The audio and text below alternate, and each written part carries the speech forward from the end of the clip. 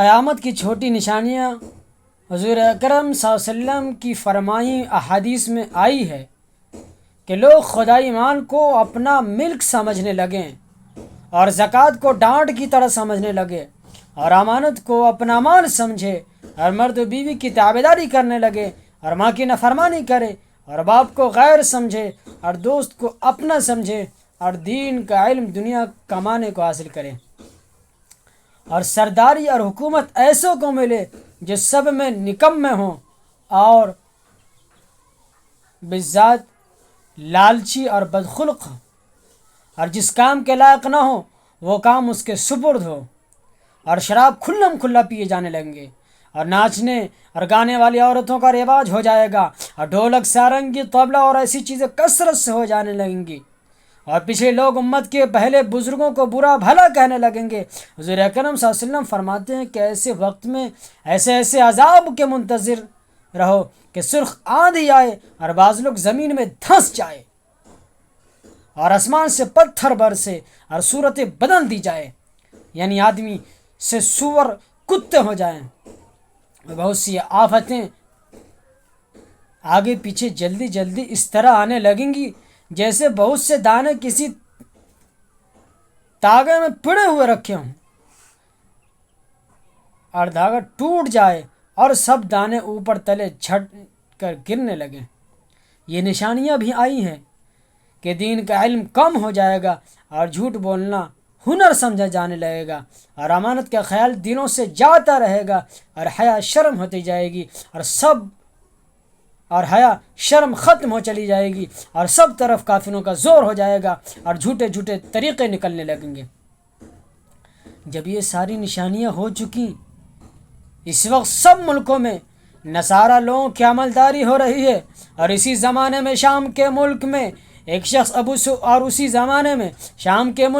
ابو سفیان کی اولاد سے ایسا پیدا ہوا کہ بہت سے سیدوں کا خون کرے اور شام و مصر میں اس کے احکام چلنے لگے۔ اسی عرصہ میں روم کے مسلمان بادشاہ کی نصارہ کی ایک جماعت سے لڑائی ہوئی اور نصارہ کی ایک جماعت سے صلح ہو جائے، دشمن جماعت شہر قسطنطنیہ پر چڑھائی کر کے اپنا عمل دخل کر لیں،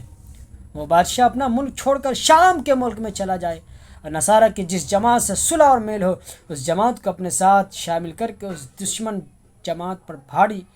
بڑی بھاری لڑائی ہو اور اسلام کے لشکر کو فتح ہو۔ ایک دن بیٹھے بٹھائے جو نصارہ کے موافق تھے ان میں سے ایک شخص مسلمان کے سامنے کہنے لگے کہ ہماری صلیب کی برکت سے فتح ہوئی ہے۔ مسلمان اس کے جواب میں کہے کہ اسلام کی برکت سے فتح ہوئی ہے۔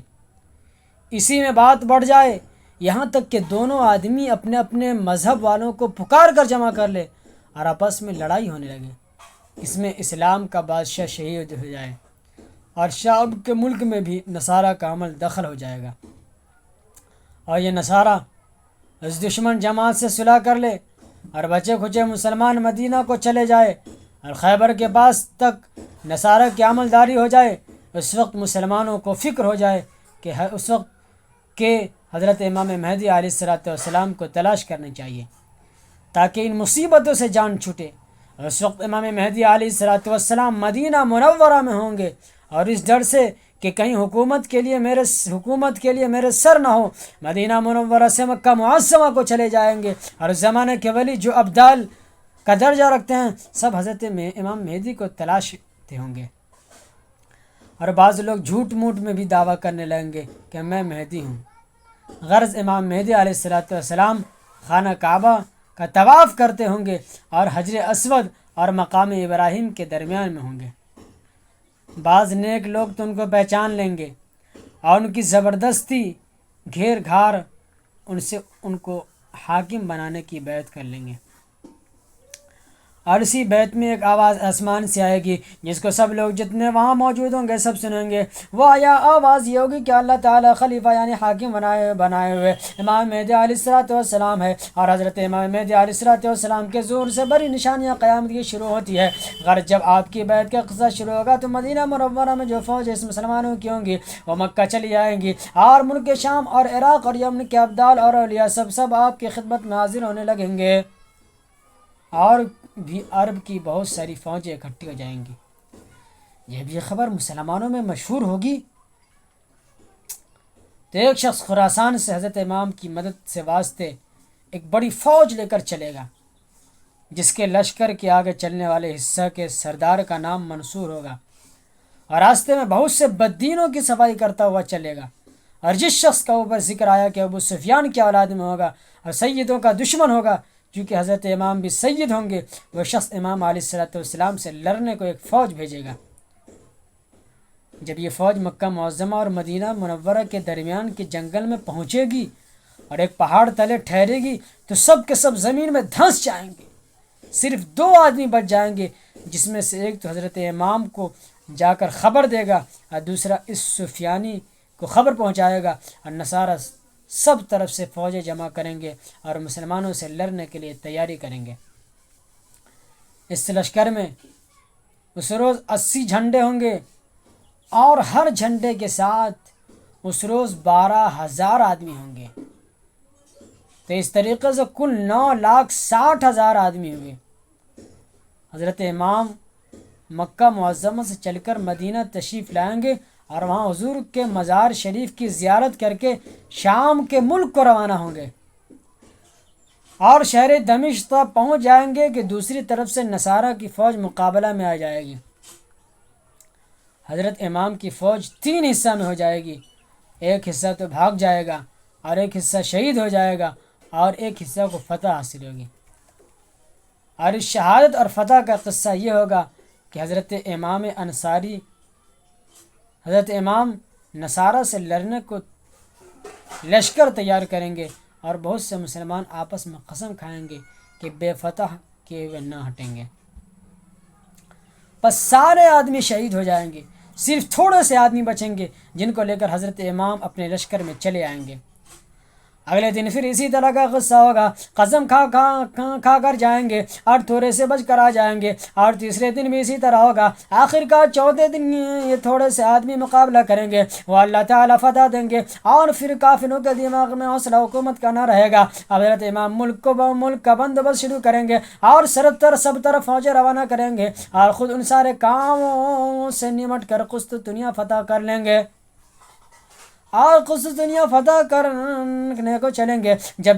روم کے کنارے پہنچیں گے تو بنو اسحاق کی 70,000 آدمیوں کو کشتیوں پر سوار کر کے اس شہر کے فتح کرنے کے واسطے تجویز کریں گے۔ جب یہ لوگ شہر کی فصیل کے مقابلے پہنچیں گے تو اللہ اکبر بلند آواز سے کہیں گے۔ اسلام کی برکت سے شہر پناہ کے سامنے کی دیوار گر پڑے گی، اور مسلمان حملہ کر کے شہر کے اندر گھس پڑیں گے اور کفار کو قتل کریں گے، اور خوب انصاف اور قاعدے سے ملک کا بندوبست کریں گے۔ حضرت امام سے جب بیعت ہوئی تھی، اس وقت سے اس فتح کے 6 سال یا 7 سال کی مدت گزرے گی۔ حضرت امام یہاں کی بندوبست میں لگے ہوں گے۔ ایک جھوٹی خبر مشہور ہوگی کہ یہاں کیا بیٹھے ہو، وہاں شام میں دجال آ گیا ہے اور تمہارے خاندان میں فتنہ فساد کر رکھا ہے۔ اس خبر پر حضرت امام شام کی طرف سفر کریں گے، اور تحقیق حال کے واسطے 9 یا 5 سواروں کو آگے بھیج دیں گے۔ ان میں سے ایک شخص آ کر خبر دے گا کہ وہ خبر محض غلط تھی، ابھی دجال نہیں نکلا ہے۔ حضرت امام کو اطمینان ہوگا، پھر سفر میں جلدی نہ کریں گے، اطمینان کے ساتھ درمیان کے ملکوں کا بندوبست کرتے دیکھتے بھالتے شام میں پہنچیں گے۔ وہاں پہنچ کر تھوڑے ہی دن گزریں گے کہ دجال میں بھی نکل پڑے گا، اور دجال یہودیوں کی قوم میں سے ہوگا۔ اول شام اور عراق کے درمیان میں سے نکلے گا اور دعوی نبوت کا کرے گا، پھر اصفہان میں پہنچے گا، وہاں کے 70,000 آدمیوں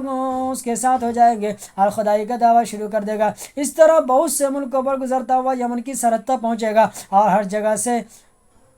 بددینوں کے ساتھ ہوتے جائیں گے، یہاں تک کہ مکہ معظمہ کے قریب آ کر ٹھہرے گا، لیکن فرشتوں کی حفاظت کی وجہ سے شہر کے اندر نہ جانے پائے گا۔ پھر وہاں سے مدینہ کا ارادہ کرے گا، اور وہاں بھی فرشتوں کا پہرا ہوگا جس سے اندر نہ جانے پائے گا، مگر مدینہ کو 3 بار ہالن آئے گا، اور جتنے آدمی دین میں سست اور کمزور ہیں سب زلزلہ سے ڈر کر مدینہ سے باہر نکل کھڑے ہوں گے اور دجال کے پھندے میں پھنس جائیں گے۔ اس وقت مدینہ میں کوئی بزرگ ہوں گے جو دجال سے خوب بحث و مباحثہ کریں گے۔ دجال جھلا کر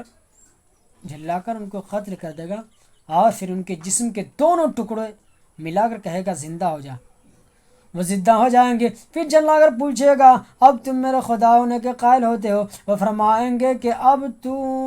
اور بھی یقین ہو گیا کہ تو دجال ہے۔ پھر وہ ان کو مارنا چاہے گا مگر اس کا کچھ بس نہ چل سکے گا، پھر ان پر کوئی چیز اثر نہ کر سکے گی۔ وہاں سے دجال ملک شام کو روانہ ہوگا جب وہ دمشق کے قریب پہنچے گا، اور حضرت امام وہاں پہلے سے پہنچ چکے ہوں گے اور لڑائی کے سامان میں مشغول ہوں گے کہ عصر کا وقت آ جائے گا اور مؤذن اذان کہے گا اور لوگ نماز کی تیاری میں ہونے لگیں گے۔ اچانک حضرت عیسیٰ علیہ السلام دو فرشتوں کے کندھوں پر ہاتھ رکھتے ہوئے آسمان سے اترتے ہوئے نظر آئیں گے اور جامع مسجد کی مشرق کی طرف کے مینارے پر آ کر کھڑے ہوں گے اور وہاں سے زینہ لگا کر نیچے تشریف لائیں گے۔ حضرت امام سب لڑائی کا سامان ان کے سپرد کرنا چاہیں گے اور وہ فرمائیں گے کہ لڑائی کا انتظام آپ ہی رکھے، میں خاص دجال کو قتل کرنے آیا ہوں۔ غرض جب رات گزر کر صبح ہوگی جب امام لشکر کو آراستہ فرمائیں گے اور حضرت عیسیٰ علیہ السلام ایک گھوڑا ایک نیزہ منگا کر دجال کی طرف بڑھیں گے اور اہل اسلام دجال کے لشکر پر حملہ کریں گے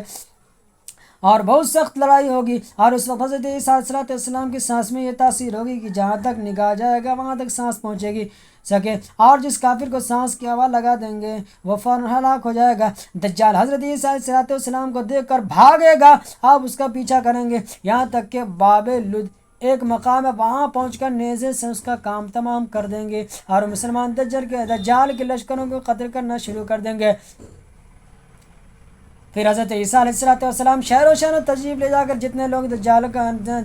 کا دجال نے ستایا تھا سب کی تسلی کریں گے اور خدا تعالیٰ کے فضل سے اس وقت کوئی کافر نہ رہے گا۔ پھر حضرت امام کا انتقال ہو جائے گا اور سب بندوبست حضرت عیسیٰ علیہ السلام کے ہاتھ میں آ جائے گا۔ پھر یاجوج ماجوج نکلیں گے، ان کے رہنے کی جگہ جہاں شمال کی طرف آبادی ختم ہوئی اس سے آگے بھی سات ولایت سے باہر ہے، اور ادھر کا سمندر زیادہ سردی کی وجہ سے ایسا جمع ہوا کہ اس میں جہاز بھی نہیں چل سکتا۔ حضرت عیسیٰ مسلمانوں کو خدا کے حکم سے کے مطابق چلائیں گے اور یاجوج ماجوج بڑا ادھم مچائیں گے، آخر کو اللہ تعالیٰ ان کو ہلاک کر دیں گے اور عیسیٰ علیہ السلام پہاڑ سے اتر آئیں گے۔ 40 برس کے بعد حضرت عیسیٰ علیہ السلام وفات فرمائیں گے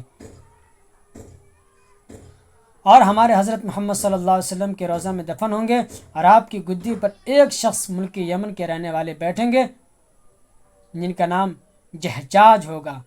اور قحطان کے قبیلے سے ہوں گے اور بہت دینداری اور انصاف کے ساتھ حکومت کریں گے۔ ان کے بعد آگے پیچھے اور کئی بادشاہ ہوں گے، پھر رفتہ رفتہ نیک باتیں کم ہونا شروع ہوں گی اور بری باتیں بڑھنے لگیں گی۔ اس وقت آسمان پر ایک دھواں سا چھا جائے گا اور زمین برسے گا جس سے مسلمانوں کا زکام اور کافروں کو بے ہوشی ہوگی۔ 40 روز کے بعد آسمان صاف ہو جائے گا اور اس زمانے کے قریب بقرعید کا مہینہ ہوگا۔ 10ویں تاریخ کے بعد دفعتاً ایک رات اتنی لمبی ہوگی کہ مسافروں کا دل گھبرا جائے گا اور بچے سوتے سوتے اکتا جائیں گے اور چوپائے جنگل میں جانے کے لیے چلائیں گے اور کسی طرح صبح ہو ہی گی نہیں، یہاں تک کہ تمام آدمی حیبت اور گھبراہٹ سے بے قرار ہو جائیں گے۔ جب 3 راتوں کے برابر وہ رات ہو چکے گی اس وقت سورج تھوڑی روشنی لیے ہوئے جیسے گہن لگنے کے وقت ہوتا ہے مغرب کی طرف سے نکلے گا۔ اس وقت کسی کا ایمان یا تو یہ توبہ قبول نہ ہوگا۔ جب سورج اتنا اونچا ہو جائے گا جیسا کہ دوپہر سے پہلے ہوتا ہے، پھر خدا تعالیٰ کے حکم سے مغربی کی طرف لوٹ جائے گا اور دستور کے موافق غروب ہو جائے گا۔ پھر ہمیشہ اپنے قدیم قاعدے کے مطابق روشن اور رونق دار نکلتا رہے گا۔ اس کے تھوڑے ہی دن بعد صفا پہاڑ جو مکہ میں ہے زلزلہ آ کر پھٹ جائے گا اور اس جگہ سے ایک جانور بہت عجیب شکل و صورت کا نکل کر لوگوں سے باتیں کرے گا اور بڑی تیزی سے ساری زمین پر پھر جائے گا اور ایمان والوں کی پیشانی پر حضرت موسیٰ کے عصا سے نورانی لکیر کھینچ دے گا جس سے سارا چہرہ اس کا روشن ہو جائے گا، اور بے ایمانوں کی ناک یا گردن پر حضرت سلیمان علیہ السلام کی انگوٹھی سے سیاہ مہر کر دے گا جس سے اس کا چہرہ میلا ہو جائے گا اور یہ کام کر کے وہ غائب ہو جائے گا۔ اس کے بعد جنوب کی طرف سے ایک ہوا نہایت فرحت دینے والی چلے گی، اس سے سب ایمان والوں کے بغل میں کچھ نکل آئے گا جس سے وہ مر جائیں گے۔ جب مسلمان مر جائیں گے تو اس وقت کافر حبشیوں کا ساری دنیا میں عمل دخل ہو جائے گا اور وہ لوگ خانہ کعبہ کو شہید کر دیں گے اور حج بند ہو جائے گا، قرآن شریف دنوں سے اور کاغذوں سے اٹھا لیا جائے گا اور خدا کا خوف اور خلقت کی شرم سب اٹھ جائے گی اور کوئی اللہ اللہ کہنے والا نہ رہے گا۔ اس وقت ملک شام میں بہت ارزانی ہوگی، لوگ اونٹوں اور سواریوں پر پیدل ادھر ادھر جھک پڑیں گے اور جوڑا جائیں گے، ایک آگ پیدا ہوگی اور سب کو ہانکتے ہوئے شام میں پہنچا دے گی۔ بتایا گیا اس میں حکمت یہ ہے کہ قیامت کے روز سب مخلوق اسی ملک میں جمع ہوں گے اور وہ آگ غائب ہو جائے گی، اور اس وقت دنیا کو بڑی ترقی ہوگی۔ 3-4 سال اسی حال میں گزریں گے کہ دفعتاً جمعہ کے دن محرم کی 10ویں تاریخ ہوگی، صبح کے وقت سب لوگ اپنے اپنے کام میں لگے ہوں گے، سور پھونک دیا جائے گا۔ اول ہلکی ہی آواز ہوگی، پھر اس قدر بڑھے گی کہ اس کی ہیبت سے سب مر جائیں گے، زمین آسمان پھٹ جائے گا، دنیا فنا ہو جائے گی، اور جب آفتاب مغرب سے نکلے گا تو اس وقت سے سور کے پھونکنے تک 130 برس کا زمانہ ہوگا۔ اب یہاں سے قیامت کا دن پھر شروع ہوتا جائے گا۔